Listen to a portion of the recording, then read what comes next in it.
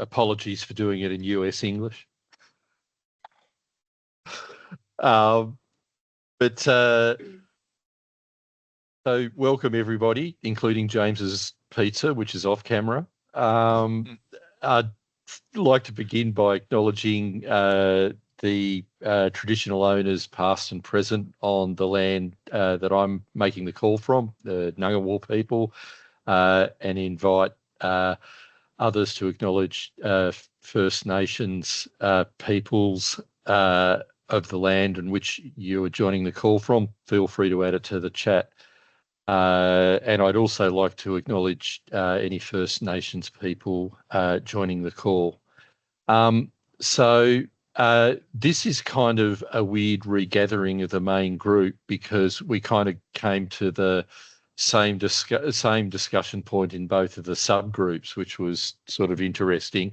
And Simon agreed to go away and break the deadlock by doing homework based on Mika's analysis, which he's been totally bragging about all day, just to make him feel nervous. He hasn't. It's all right.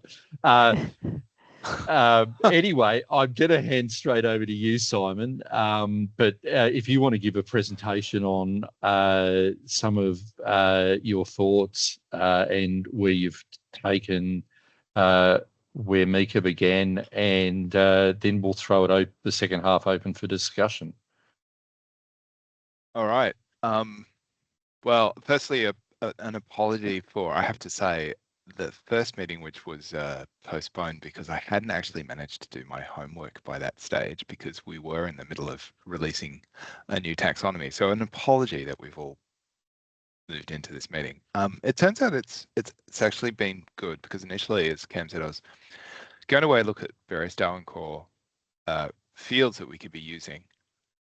And as I was working through and working, once again, I say working on from the point of everyone who's participated in this earlier and Mika's work, I started thinking about what we're trying to do, and trying to think about it in the terms of the traditional Darwin core approach rather than the data package, because that is the more constrained approach. And if we've got an approach for that, we can go through it. Now, I'm going to risk this. I'm going to minimize that, because what I'm going to do is actually share my screen, because I want to reference a number of things. So I'm sorry, I'm just rapidly closing windows so that I don't have anything embarrassing on screen or something that we really don't want in the recordings. But just to go back and to see this is to go back to, I wanted to be able to pull up. Actually, what I'm going to do is stop and start sharing stuff. That's going to be safer. So this is where we were. I was looking at that the sort of treatment as an extension and how we were working that. And this is obviously from Mika's presentation.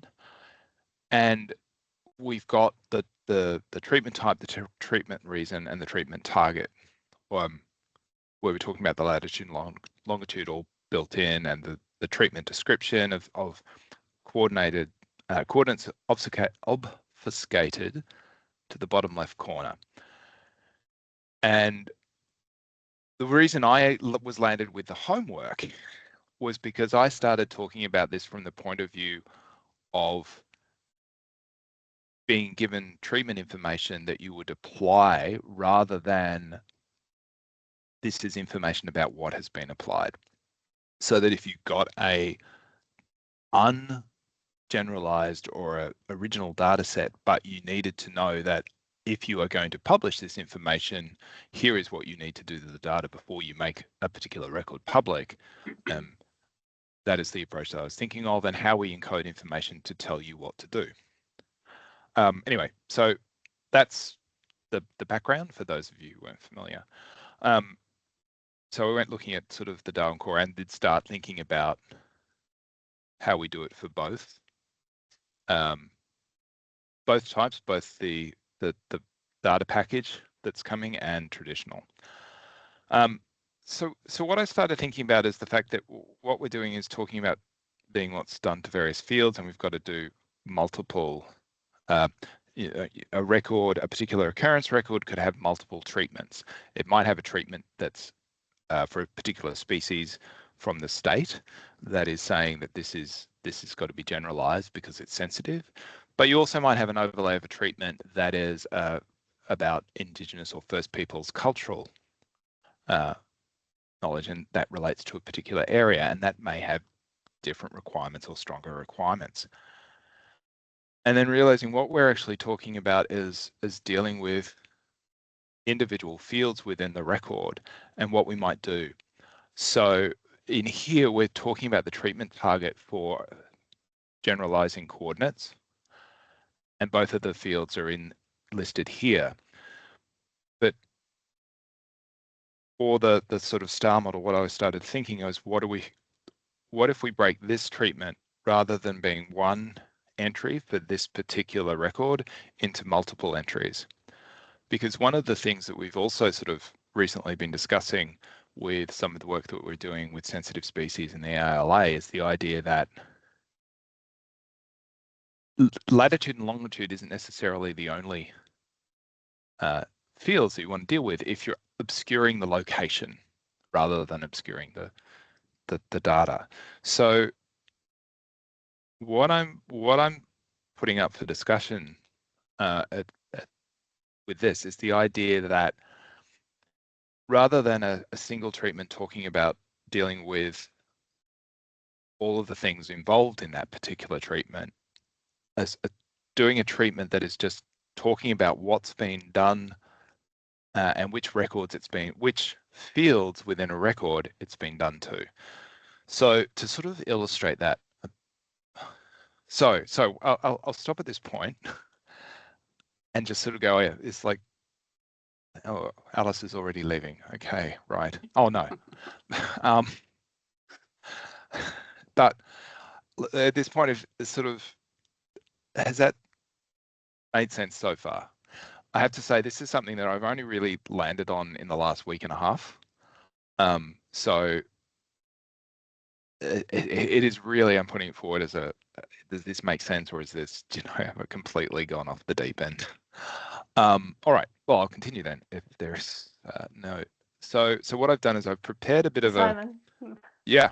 Sorry, sorry, Mika. I tried to raise my hand, but it didn't work. The button Yep. doesn't seem to be responsive. Oh, there it goes but, now. Oh, did it come up?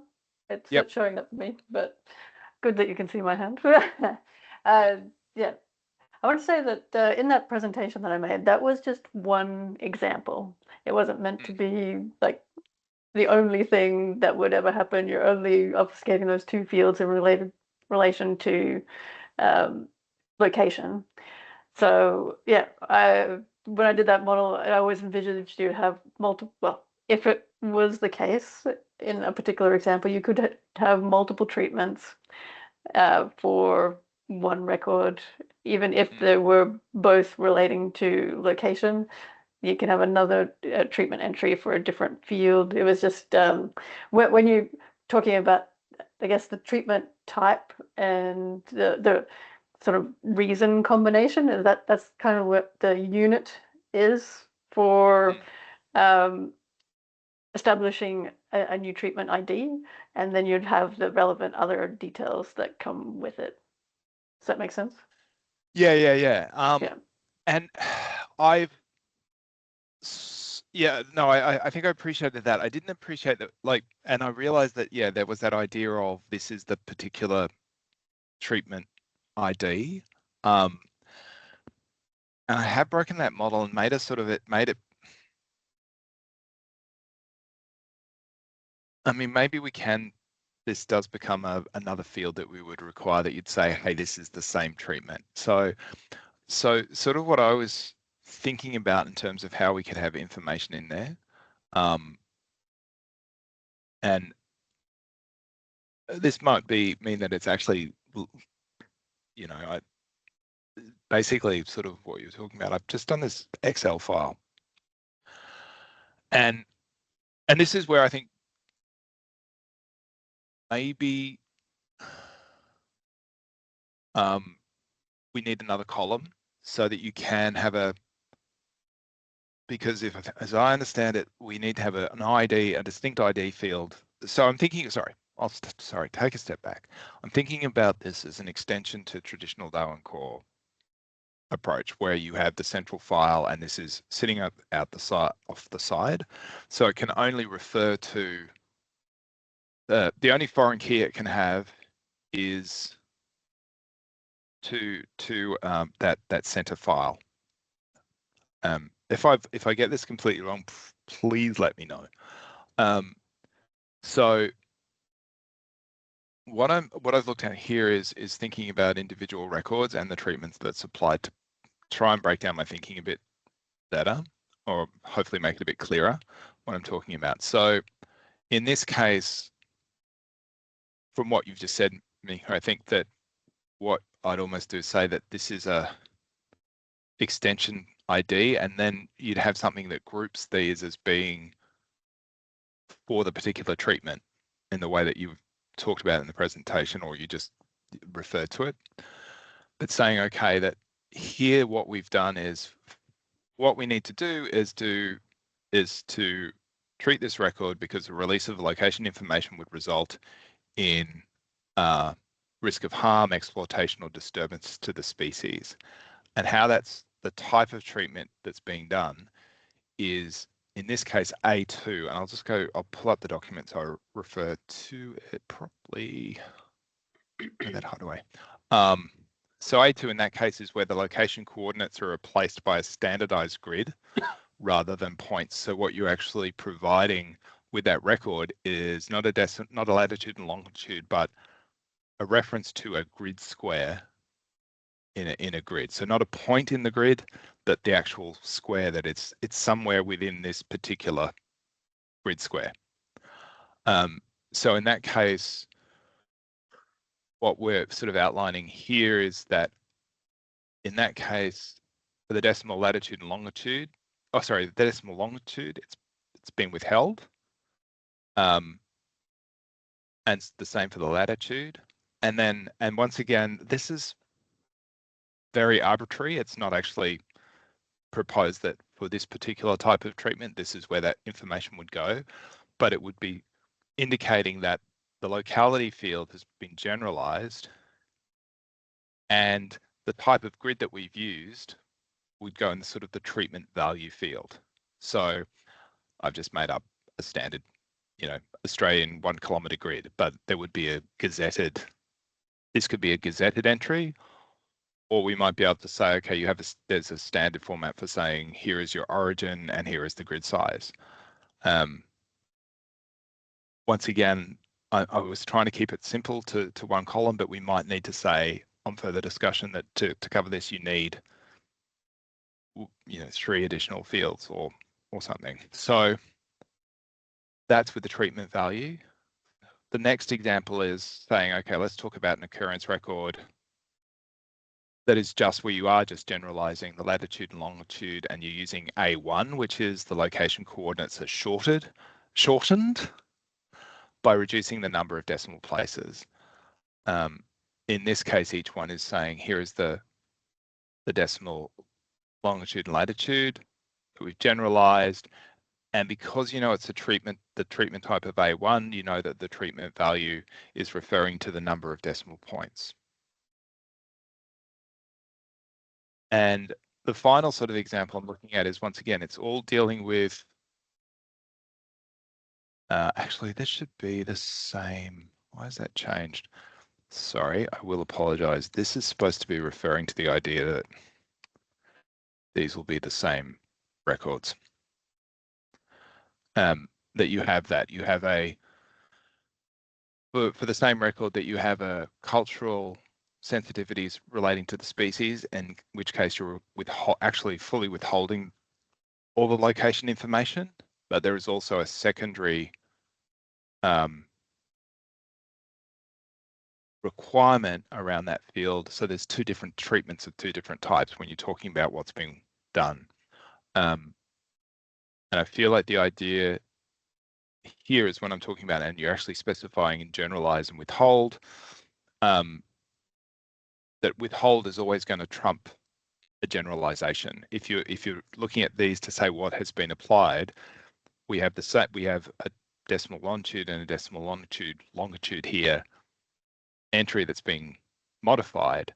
The withhold gazumps the generalized, so it would be completely withheld. Just in terms of the generalization here as well, to think about adding this treatment value field as an extra column. The A3 is the location coordinates are randomized within a defined polygon of specified proportions. And in this case, I'm assuming that in that scenario, it's actually going to be a shape with a distance, because if you referred to a circle of 10 kilometers around a specific point, I think you're giving away exactly what the original point was.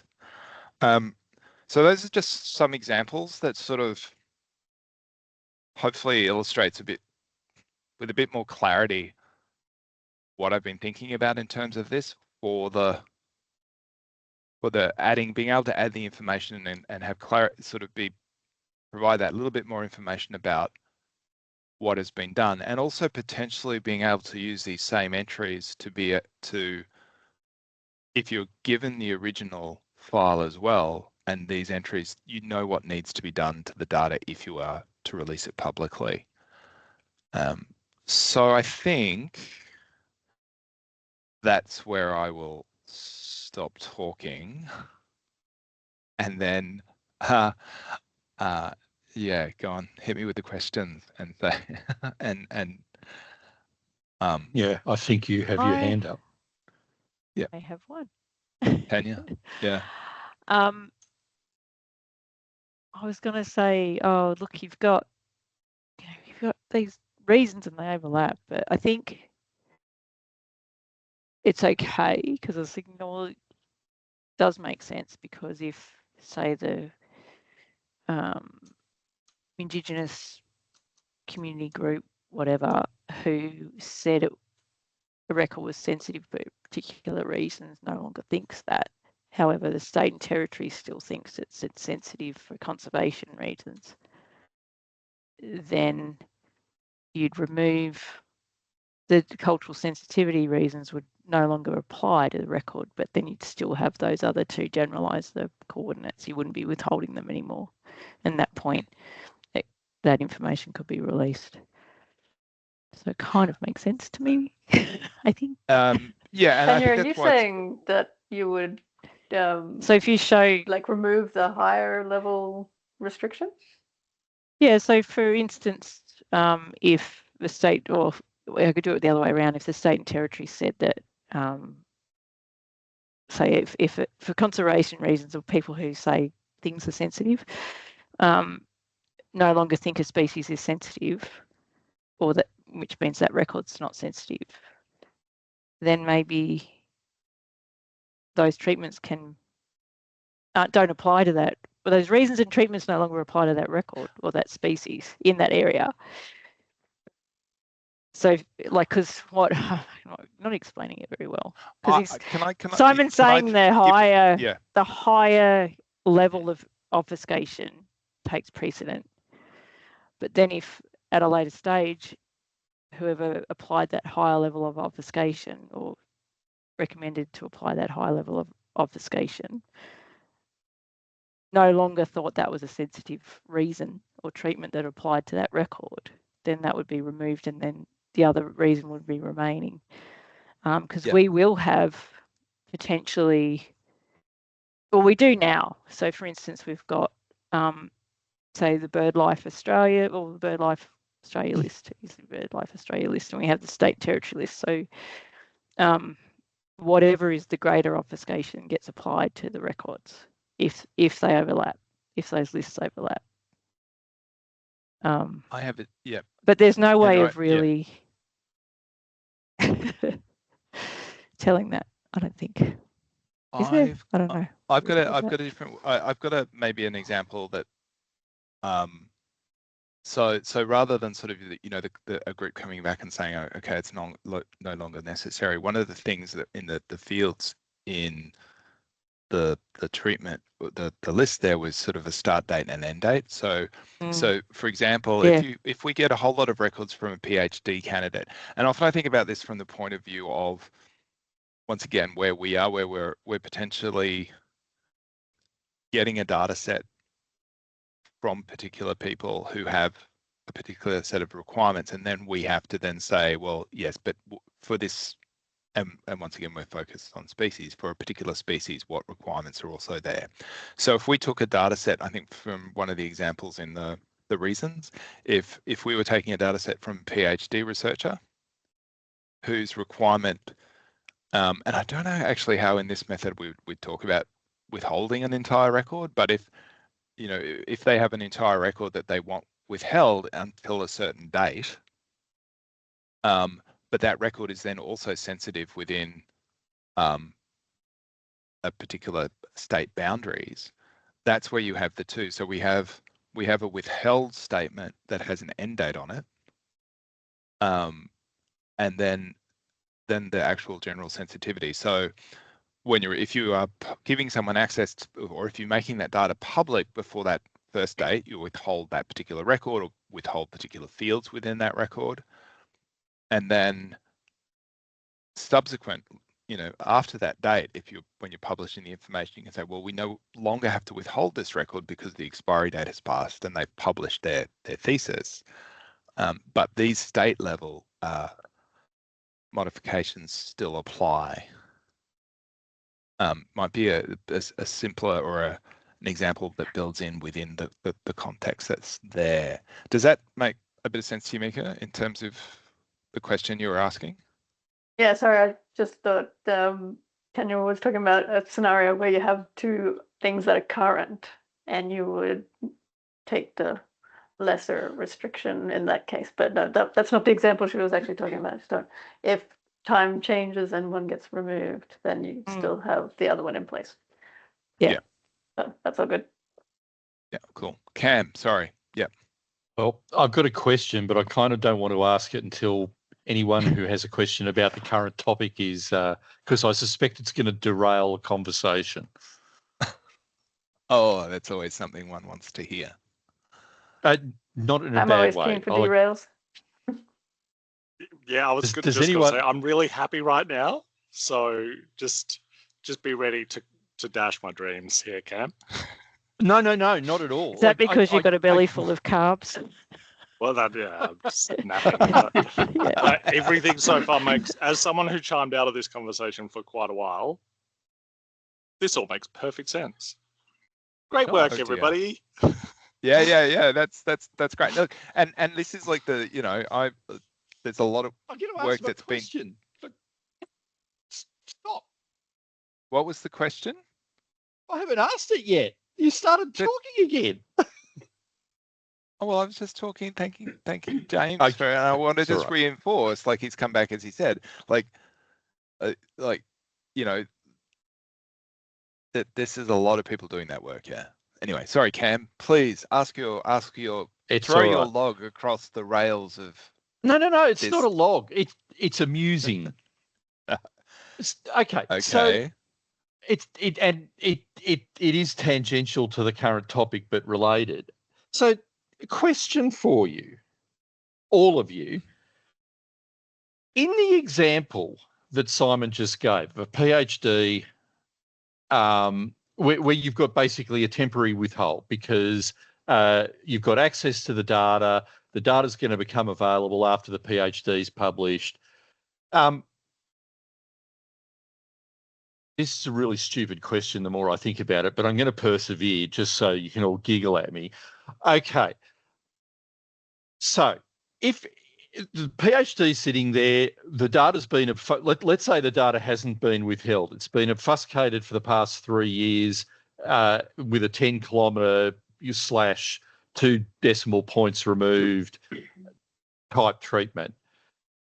The data hits the end of its, I can't remember the term for it.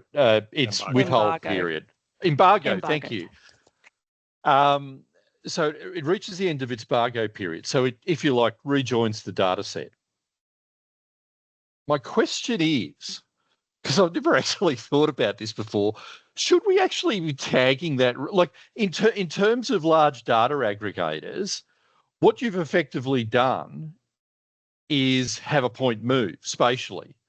So my question is, do we actually need a field to indicate the record has had a past treatment that is no longer in effect?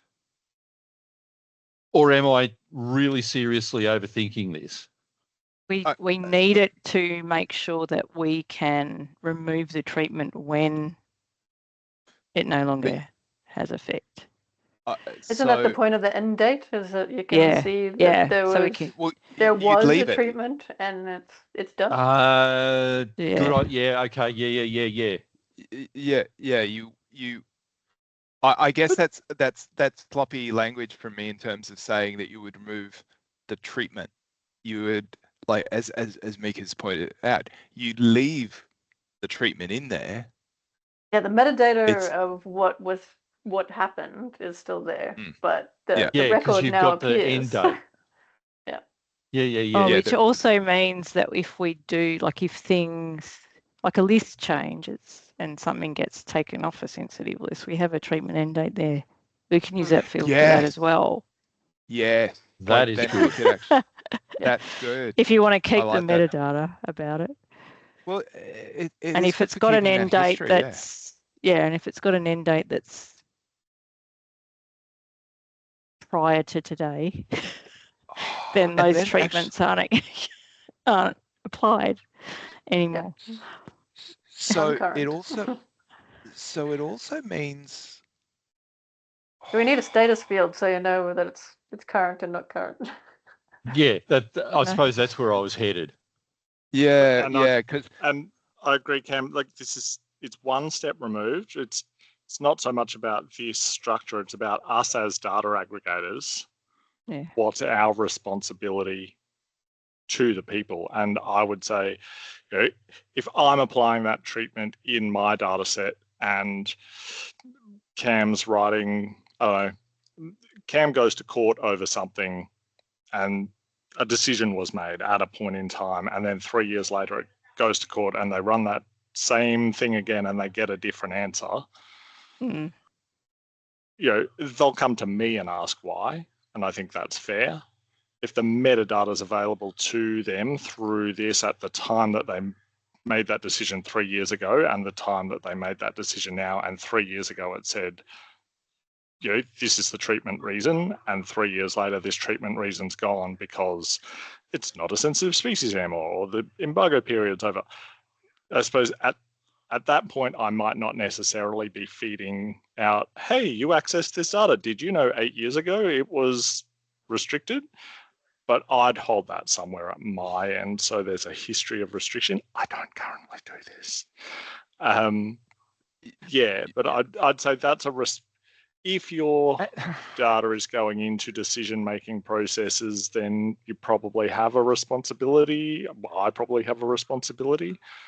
But generally, the data's as good as the data at the time that it's accessed. Okay, Simon, sorry, I will stop. So the thing that I think, which comes back to Mika's thing about current, I don't know that we need a current in the it just struck me that perhaps what we need basically in the occurrence record, and I don't know if this is actually a field that's already there, but you need you almost need like a processed date, because you need to indicate on that record that, because what we're saying is you can have a look at this metadata, but when was that treated record processed? Was it processed before the expiry date or after the expiry date? So that if you're looking at your data set, you know that what you've been given, because this is the thing, right? I think the sort of thing that you're talking about, James, is like you got a data set before that expiry date, and you're using that data set and getting that answer, and you can then go back and go,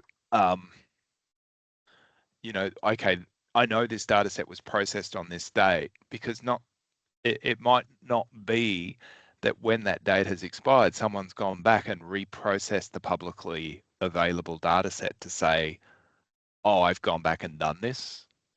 So actually, yes, this is the treated record as treated at this date. The treatment start date should do that. No, To tell you when it's applied. But if I give you a file, so I suppose it's this. Because the actual treatment is directly applied to the thing that you're accessing. So it can't be a case where that's changed without the treatment changing, if you know what I mean. Well, yeah, I suppose I'm thinking of it from the point of view of if how do I express this? If I give you a data set, right, that so I give you the Darwin Core Archive with a set of occurrence records, and here's the treatment metadata. You need to know if the modification, because if we're saying, okay, this is metadata and it can potentially go history, you need to know when that file, that occurrence record file, and I'm just assuming here that you're getting the treated file, like that you're getting the public output. I'm not thinking about this as here is that you're getting the raw data, and here are the instructions to do stuff. I feel like I'm thinking about the idea where you get the generalized and all of the treated data with the metadata about what the treatments that have been applied. You need to know when that treated data was generated, because that is it's a static file. So if it was generated before the end date of a particular entry, you know that, okay, well, yeah, this is what happened before that end date. But if it's generated after, you need to know that, yes, that treatment that has been applied in the past wasn't applied to this particular set of data. In the ALA example, you get that information with the DOI citation of your dataset download, but I don't know how many other aggregators or that do that as well. But that's that sort of particular bit of information. So would this be when, for instance, data has been ingested in GBIF, if there had been any changes? When you do the extraction, so somebody using the data when they get it, that's the sort of date that you need to be mindful of relative to the treatment start and end date.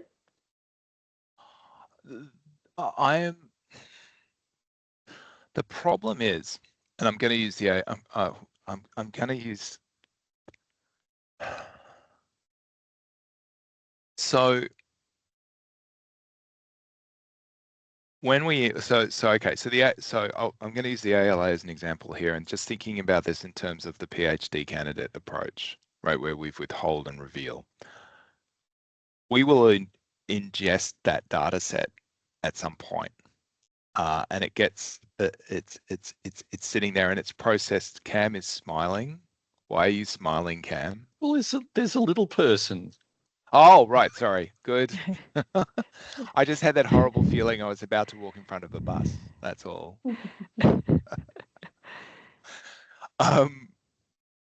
That will have ingested that data and processed it, and so the records that go into the index that are publicly available are, have the data, have the treatments that would have been applied on the date that we ingested the data. And so if that expiry date has passed, we currently don't have any sort of flag in the system for that expiry date to say, oh, that expiry, like, you almost want to have, it needs to be a flag in the system to say, hey, there's a time period here for this data set that has changed. You need to go and reprocess the data set and make that available. So that's what I mean, the individual record. So yes, you can download the data again, so we don't have that feature at the moment, and would only be that if we knew that this particular set had been published, that we could go and release it, go and reinterpret it and reprocess it to apply the now appropriate or reduced treatments. I mean, you again, you're talking about what are you saying, the recipe, and what was our analogy? Yes, I know. I'm getting to that, but I just wanted to. I was just trying to make the point that it's okay. This is the day you downloaded the record, but I think Mika was making the assumption that when you do that download, that's like we've got the raw data, and we go, oh, okay. Now that we're building this download for you, we're applying all the treatments. Whereas no, I wasn't thinking that. I was more thinking of the date that you're downloading the data. If it's before the end date of the treatment, you would assume that the treatment is still in effect. If it's after, the treatment is no longer applied. Yeah, but what I mean is the data might not have been reprocessed to take account of that, depending on how their particular systems work. I see what you're saying. So where the aggregator is not necessarily on top of end dates immediately. Correct. Yes. And it's I'm one of those.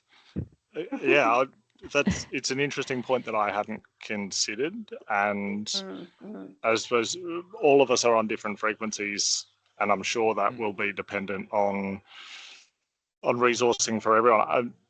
I don't know how often you reprocess this stuff, and well, we just don't deal with embargoes. I can't share my screen. Pretend yes, you that can. Hang on. My other screen. I guess like what I'm talking about when I say you're getting into the cooking, and not the recipe. Is actually working out that how we're going to implement in our systems, which is kind of beyond the scope of this. And I think you can use the embargo end date for that date. Well, we've got a treatment end date. And I think what Mika was saying, we can use that to say that's when that treatment should not be applied anymore, or is no longer current. If a user sees that date and has either downloaded the data before that and they'll go to re-download it and it still has those treatments applied, then they'll go, hey guys, this is not meant to be happening anymore. But I wonder whether so the reason I just did stray into that field was the thought of, for this process, do we need a field in the occurrence table to say that this is when a particular record, this is when this particular record was processed? I think we do. It might already be there. I think it is. Anyway, I'm just at the risk of continuing to go down this PhD deep wormhole. I think the other challenge is, PhD students being what they are, the date is going to change. So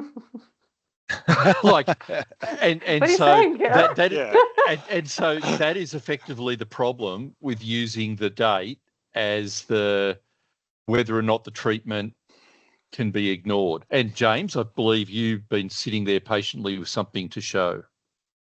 No, I agree with Tanya, and I suspect that it's already here. If they've given an end date, here's the embargo end date, because here's a place that we actually kind of do it in WildNet, is we apply legislative statuses to things, and our sensitive species is treated in exactly the same way. And here's the date it started, and here's the date it ended, and what taxon does it apply to. And then we have a nightly process that goes fishing for this and checks, is something now obsolete? Go and update all of the tables. So, or has something become active? So if the Nature Conservation Act is going to change on Friday, I'll go and edit this table now. And then on Thursday night at midnight, our nightly run will go and make that change for that taxon. So as an aggregator, when someone's given me that data information, I can apply it to a taxon. I can't apply it to a record, but we're building the ship as we're flying it. So I feel like, yeah, my PhD is going to be done in 3 years. Whatever date they give us is the date. And if we release it early, we've released it on the date that they gave us. That's no skin off our nose. But likewise, I think, so yeah, there's that whole, when was it processed? Or I gave it to the ALA and told them to obfuscate it, but I said it ends on the 11th, but then next processing run was on the 15th and someone accessed it on the 14th. In what they downloaded, if it says this is the treatment that was applied, then the user knows this is the treatment that was applied. So I think that's already there. Okay. And if they're savvy enough to go, hey, this treatment was applied and it shouldn't have been applied, then they get in touch with us and we go, oh, soz, I'll fix that up right now. Thank you very much. Or if the data, if the data, like if the PhD student has licensed those records to you, which, if there's an embargo date, they probably should have. Embargo date would be in the license. Yeah. So, and if that license changes, they would have to take that date, and that's on them, not, as James said, you're only processing it as you were told to. And so long as we're telling people, when someone accesses data from us, we tell them what generalizations have been applied and the reasons for that. They should be able to work it out. And if they find a mismatch in the date, then they come back to us. And it definitely gets complicated. If I set up the rules and the data, and then I give the raw data to the ALA and say, you must apply these rules, and then they go and hand it to someone else, and that person has questions. We create that daisy chain of, oh, well, you did it. Oh, well, he told me to. Oh, well, I did it because he, but I think we're stuck with that anyway. And we all just have to be aware of how often we're processing things. And I'm particularly grateful to the ALA that I don't have to tell you when I go and change my sensitive species list. Before I do, because you've gone and looked it up in my system and you've made all the downstream changes from there. I think we need to get better at that, but I'm grateful that you guys are steps ahead. Well, hopefully you'll trust us with your unobfuscated data at some point, James. That would be equally nice. Yes, at some point. Andrew, you've had your hand up for a while. Yeah, no, I think it was just to kind of support what James was saying, actually. So I think it's really about stressing, there are a lot of assumptions that we make on the aggregator side of things. So we had a lot of responsibilities put on the data publisher. So we would be assuming that the publisher would be treating the data, would be providing the embargo dates. I think what we can do then is, with the information provided with us, so if we have these dates in there, flagging those up somewhere for users to come in, just be aware that, I think what I'm saying is that the data that you've shown within is there. We have everything there. Then it's how we can implement that as aggregators to sort of show when these dates are in place, what treatments are there. That's something that we would have to look at. But yeah, I think for us, if there's an embargo date put on a certain date, then the assumption from our side is that that data would then be treated again, following on from that date from the publisher's side. So then that would be the information that we would go with. Thanks, Andrew. Deborah, Alice, do you hang on, Simon? I was just giving everybody else a chance to voice an opinion. It just all sounds very sensible and pragmatic to me. It's good that the systems are talking to each other and people are checking them. That saves a lot of issues with things not being in alignment, especially temporarily. So yeah, nothing to add that hasn't already been said. Yeah, same here. I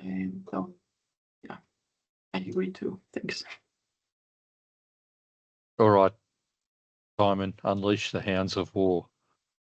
No, it's not quite that actually. I'm having sort of listening to folks talk and thinking back to it. I might jump back to Mika's original idea of currency in that file, because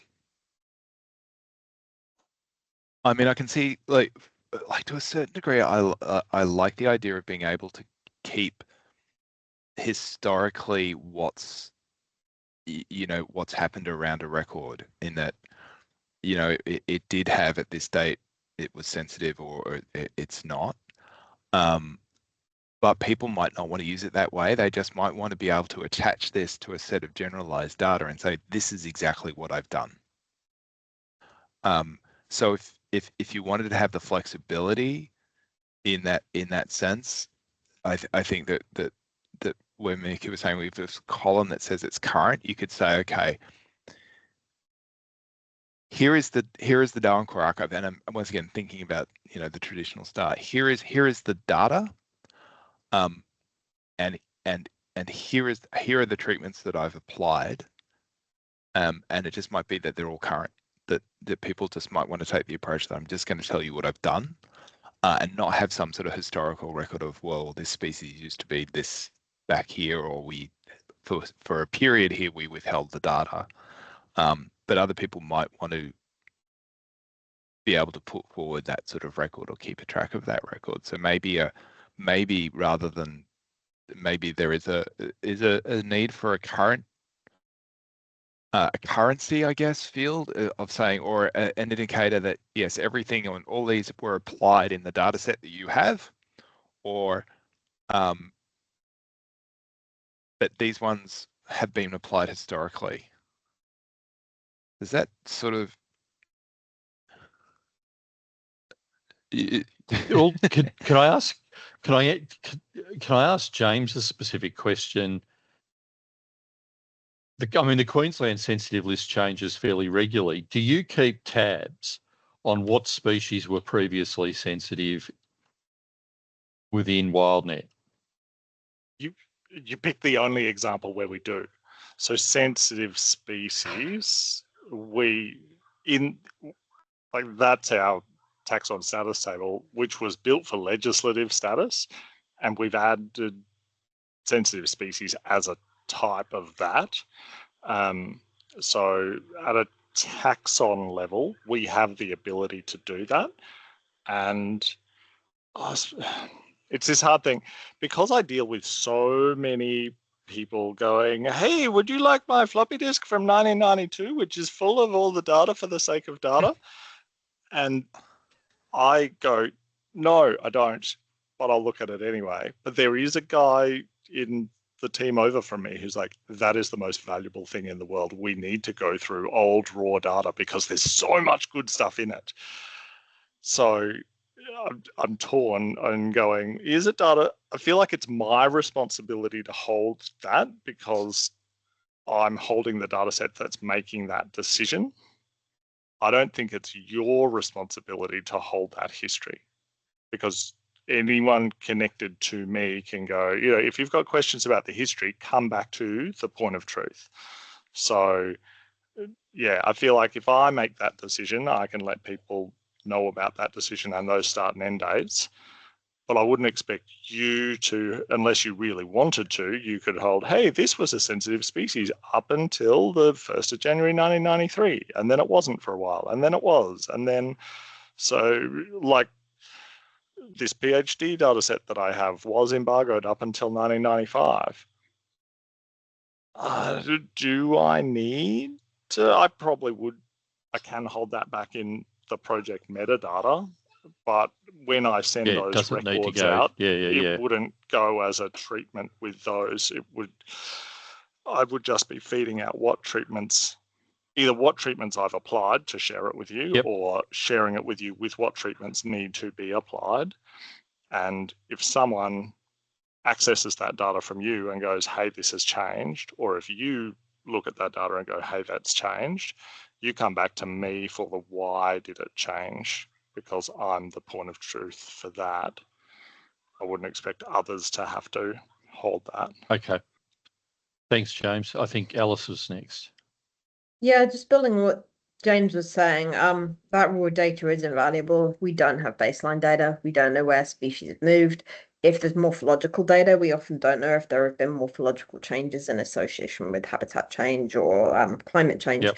I think what it might be useful to do is to have a system that helps reduce the human hours on pulling that data out. So if we could develop pipelines to just help at least start sifting through it to make it more usable. Because if there's a lot of it, the amount of human hours needed to go through it all can be huge. But if there's a few steps to just at least facilitate the initial steps, it might make it a much more feasible task to actually think about. Though that might be an issue for a separate discussion. Thanks, Alice. Tanya? I was just going to double check if you've got agent in the table. Because what we do need is to know who said it was. Is there agent? Pretty much. So what I was going to sort of say is we're getting to the close. Like this is a thinking about what is required for the Darwin Core Archive, and it is in that table I've got. Sorry, it was off to the side. So basically, it's all the fields that were in Mika's diagram. Yeah. With the addition of one field. I put in 2 columns. One because I thought that you might need to for some of the location treatments where you sort of say, here I'm actually going to do stuff around a polygon, and you need to then define whether it was you're going for the center of the polygon or a randomized point. And once again, this is just for the traditional. I think that for the data package, what you'd end up with is that sort of almost 2. I don't know whether this is actually sensible, but I think for me, my thinking was for the data package, you would have 2 tables in that you have the sort of the treatment as a the treatment as the master table as pretty much as with that sort of the type and the reason and more of the data, and then that links to here are the specific fields, a separate table that links to here are the specific fields and here is how we modified them for this particular treatment type. So I think how you would handle this in the data package would be sort of on that 2 levels where you've got a treatment and said, hey, this is a treatment that we've used, and then there would be a second thing that is sort of this version that says this is the treatment ID, this is the field, and this is the data. This sort of, because of the star nature of the traditional Darwin Core Archive, this is almost a mashing of those 2 tables together, I guess. I think when you go to the data package, you could structure it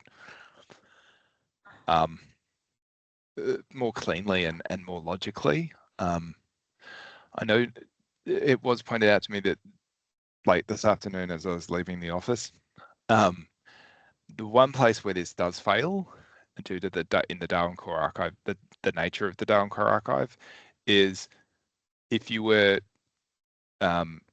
if this was an event, if you're using an event as the core, where the occurrence is an extension, because you couldn't then apply this sort of idea of the treatment extension to the occurrence because you can't attach an extension to an extension.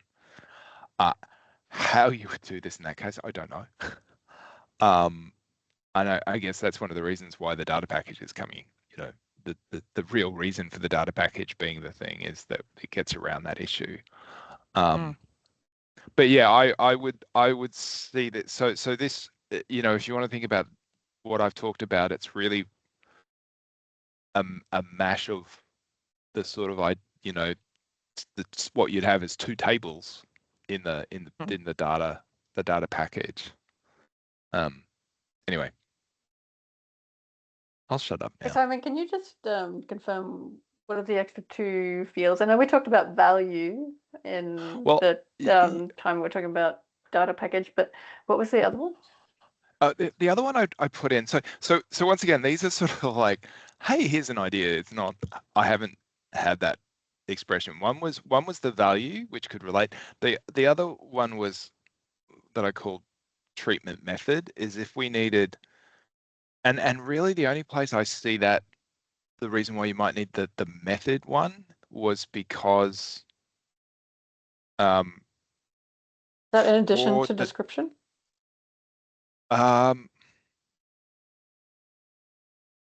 well, yeah, because I was using withhold and generalize as the description, but I suppose you could actually put your They're the actual types, though. I mean, the not description. types, they're the vocabulary that you point to in the Yeah, but treatment. isn't that the treatment type? Yes. Yeah. So why do you need it twice?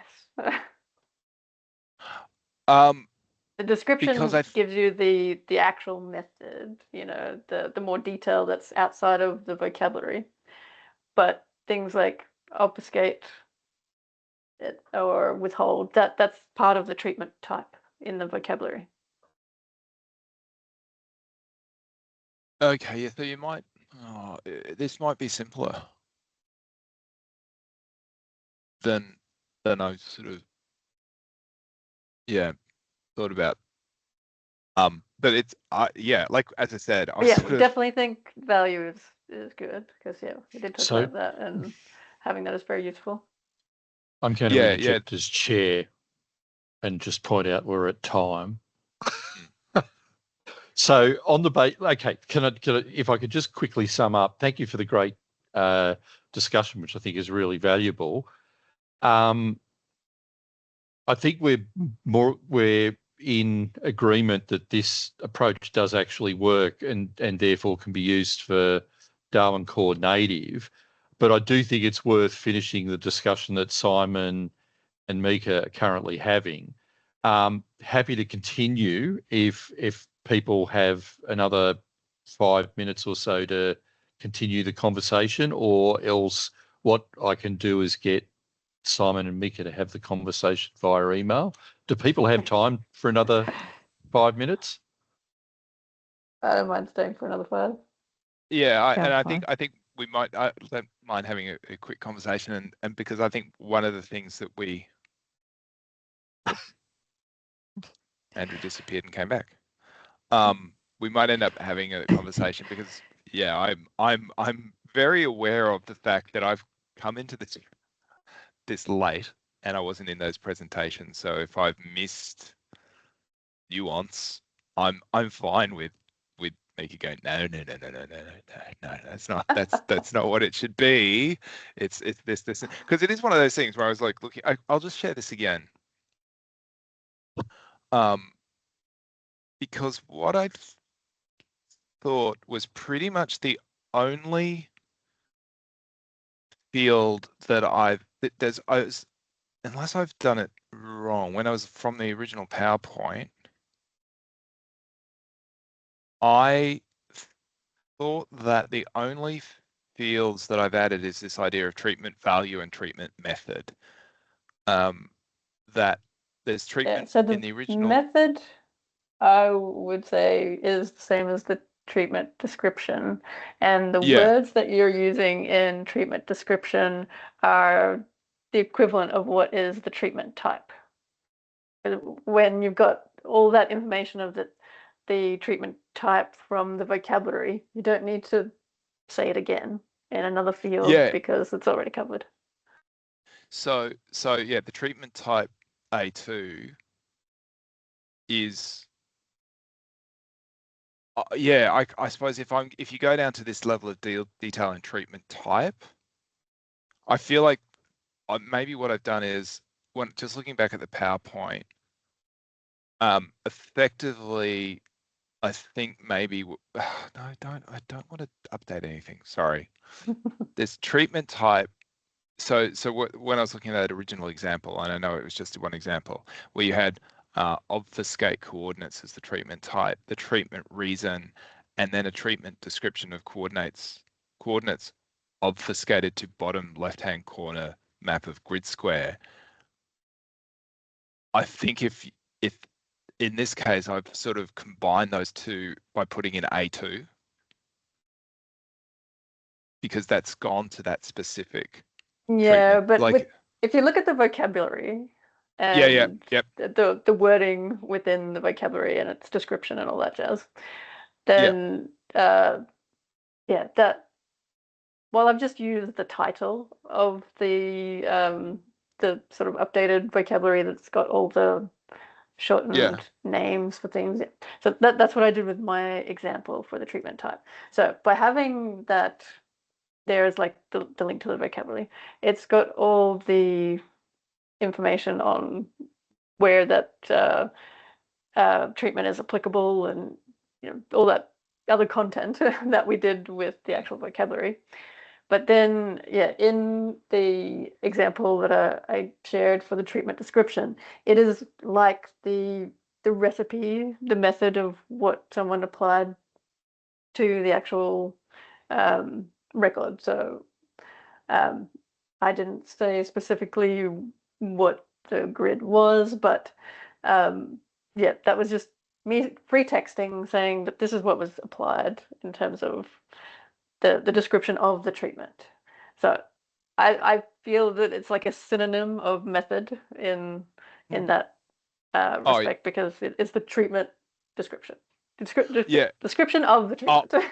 So we're talking about the method, like so method is perhaps okay. So why I was thinking of method as the column was, because I was looking at some, and this is really around probably around A3 is the only reason that I could see that you'd want another bit of information, because it talks about where is it? Is it A3? No, it's A4. It's talking about defining. No. Sorry, I was going to read through it. It was. I've got it up, and I don't remember them. I'm actually reading it on the thing that I've got up on another window, but that's the one that we're in the sort of more detail that talked about the idea that the way centroids are calculated, there's different methods of calculating a centroid. So I was sort of wondering whether, and it really is that one example that made me go, do we have to have a column that indicates? So the value is sort of, here is the polygon that I've used, and the method was, and here's how I've calculated the centroid. It's literally the only reason that you would need this column, or I was thinking of this column, is where you have a potential. There are multiple ways of doing a particular task, and you've picked a particular one. And that was purely from that example, purely from the notes in that field for replacing the coordinates for the centroid of a geographic reason.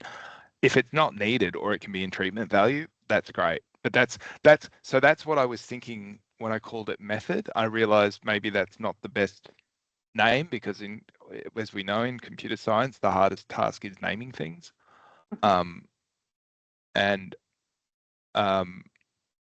That's what I was meaning for treatment method. So, but I don't know that it's required. If it was purely for that one case where it was talking about the need for to describe how you calculated the centroid, and I wasn't sure that's why it's there. If it was me, because it's free text, you can go nuts. So if we can remove that treatment method and have that in the description of actually how you've done a particular thing. So if I'm not necessary. I think it goes beyond number A4. Things like A1, where you've reduced the number of decimal places in the description. Did you reduce by truncating? Did you reduce by rounding up, by rounding down? That all fits in that description. I think that works. Cool. Because I was always I was assuming that for the shortening coordinates, that it's always just truncating. But you're right, I hadn't actually considered rounding as an issue. So yeah, so if we'd said that where that comes into here, yeah, no, that's great. That's cool. As I said, this is a very recent sort of thought. So I'm not precious about any of it. I love it because that you've explored it like that. That's good. Like applying real life scenarios. Well, at least stuff that I have to deal with today. But I love that. I love the idea of now this becoming sort of an archive of what the history is, because it does come down to the sort of thinking about how we use this.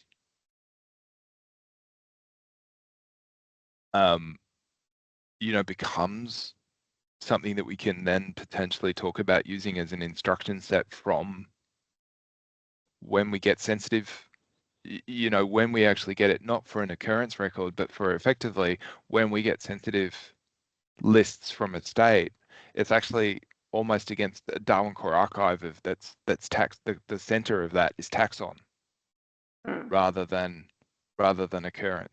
So it's James's example really, that it does work as a way of describing that. Yeah, that's the great thing about that model, where because you've got that resource type, you can apply it to various levels within your data. Yeah. Yeah. So I would say, yeah, okay, so we sort of agreed that this people called the treatment method, they go to house. And then you can see the treatment organization is, yeah. So yeah, it was pretty much basically all they've added is this is one field, but I think the other thing is just breaking it out into to dealing with the individual fields within the record. And it is, as I said, specifically thinking about the traditional Darwin Core. I would see this as a mashing of those two tables. It's like for the data package, this level, field by field area would be very much a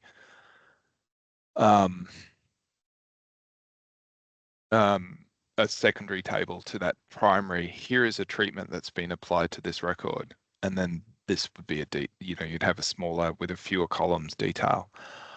Anyway, sorry, that's good. So I think we solved that. We don't have to talk on email. That's great. It did take more than 5 minutes though, Cam. Sorry. I'll forgive you. Wait. Well, I don't have to. I can kind of grave it on your tombstone if you'd prefer. Well, no, I wasn't sure whether you were just forgiving Mika, like whether that was a general benediction or I was going to hear about it tomorrow. It was a general Pax Vobiscum. All right. So look, in terms of next steps, Simon, could I ask you to write up a little summary of your approach and use that table? What I'd like to do would be to circulate that around the broader group for comment. At this point, I think we're getting pretty close to the point, like really what we now, from my perspective, unless there's any other thoughts, need to really tie down is vocab, et cetera, and then that's the principal step before starting to go through the process of approvals and ratifications, I am assuming, or sorry, consultation, and then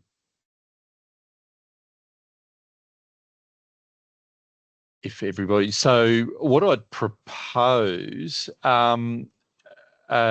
should we try, if Simon, if you reckon you could possibly get that out, say by mid-Jan, is that reasonable given the convenient, I think inconvenient long break in Australia for Christmas?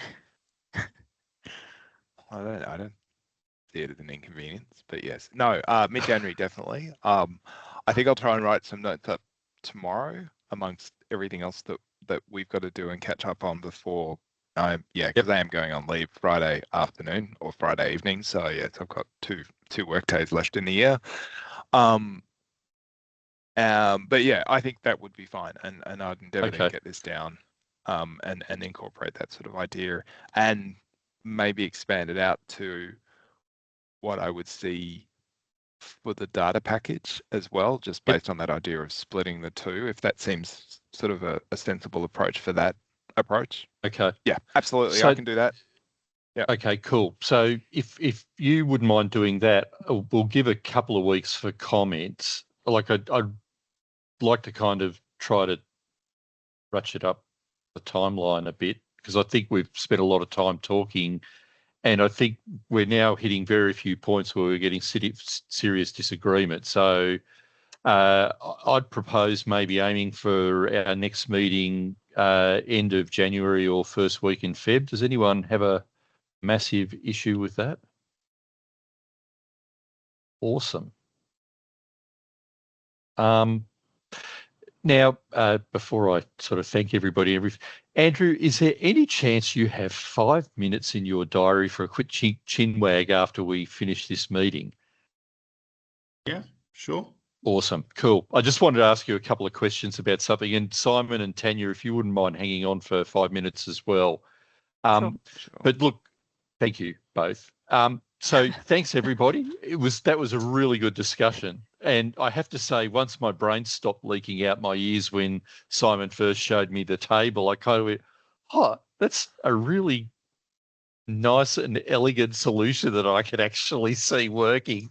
And like, I kind of feel like my two epiphanies in the last 12 months, Mika's diagram, I went, it works. Look, it actually works as a way of doing this. And then when Simon showed me that, I kind of went, oh, native Darwin core isn't a problem quite as much as I thought it was. So I feel like we're ending on a real high at the end of the year. And I'd just like to thank you all for, and everybody else in absentia for contributing to the great discussions over the course of the year. Thanks, everybody. Thank you so much. Thanks. Have a great break. Merry Christmas Those of you who are and having Happy New Merry Year and all that. all of that. Happy Year, Christmas, all the rest of it. Yeah, happy Christmas. Bye. Thanks, everybody. Happy There Christmas. you Soon. Bye. Okay, Cam, I just need to go to my office because the battery's about to run out on my computer. So No give me worries. We'll hang 5 on minutes. for 5. I will also just turn my camera off so you don't have. Oh, you can watch me go up the stairs if you want. That's Just make sure you I'll have also- one hand on the stair, on the rail. yeah.